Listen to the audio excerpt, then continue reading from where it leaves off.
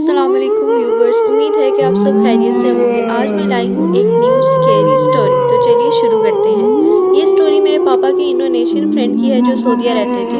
وہ اپنے اپارٹمنٹ میں اکیلے رہتے تھے۔ ایک رات وہ اپنے بیڈ پر لیٹے ہوئے تھے کہ اچانک سب لائٹس آف ہو گئیں اور بالکل اندھیرا چھا گیا۔ پھر انہیں لیٹے ہوئے اپنے اوپر بہت بھاری وزن محسوس ہوا۔ وہ ہل نہیں پا رہے تھے اور بہت ڈر گئے تھے۔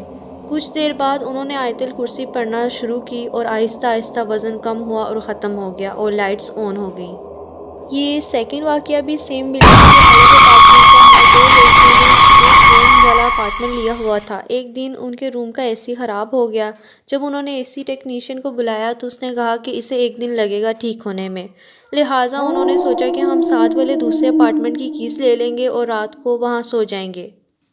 وہ اپارٹمنٹ کافی عرصے سے بند تھا۔ وہ اپارٹمنٹ جو بھی رینٹ پر لیتا پیرانارمل ایکٹیویٹیز کی وجہ سے چھوڑ کر چلا جاتا تھا۔ خیر وہ وہاں پر چلی گئیں مگر پوری رات سو نہ سکیں کیونکہ پوری رات لوگوں کے اونچے اونچے باتیں کرنے اور ہنسنے کی آوازیں آتی رہیں اس روم سے، جیسے روم میں بہت گیدرنگ کا شور۔ تو نیکسٹ ڈے بھی ان کا اے سی ٹھیک نہ ہوا مگر پھر بھی وہ دوبارہ اس اپارٹمنٹ میں نہیں گئی۔ یہ تیسرا واقعہ میری ایک فرینڈ کا ہے۔ وہ بتاتی ہے کہ اس کی پھپھو جس بلڈنگ کے فلور پر رہتی تھی وہ ہانٹیڈ تھا۔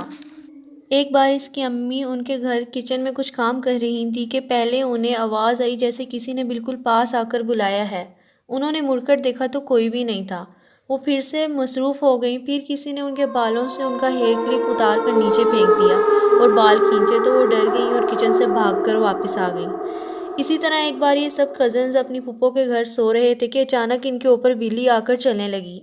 ان کی آنکھ کھولی تو سب کو بلی دکھی۔ انہیں لگا کہ کوئی ونڈو وغیرہ کھلی رہ گئی ہوگی تو آ گئی ہوگی۔ وہ سب اس کے پیچھے اسے پکڑنے کے لیے بھاگنے لگے اور دیکھتے ہی دیکھتے وہ ان کی نظروں کے سامنے ہی غائب ہو گئی۔ اسی طرح ایک بار سب بڑے گھر سے باہر تھے، صرف بچے گھر پر تھے کہ اچانک انہیں ایک روم سے آوازیں آنے لگیں۔ انہوں نے دیکھا تو ایک بوڑھا آدمی سفید لباس میں اس روم میں تھا جس کی لمبی سی داڑھی تھی۔ تو یہ سب دوسرے روم میں بھاگ کر چلے گئے اور اس روم کو لاک کر لیا اور اپنے پیرنٹس کو کال کی، مگر جب ان کے پیرنٹس گھر پر آئے تو اس روم میں کوئی بھی نہیں تھا۔ سو ویورز، آج کی ویڈیو یہیں ختم۔ امید ہے کہ آپ کو پسند آئی ہوگی۔ اللہ حافظ۔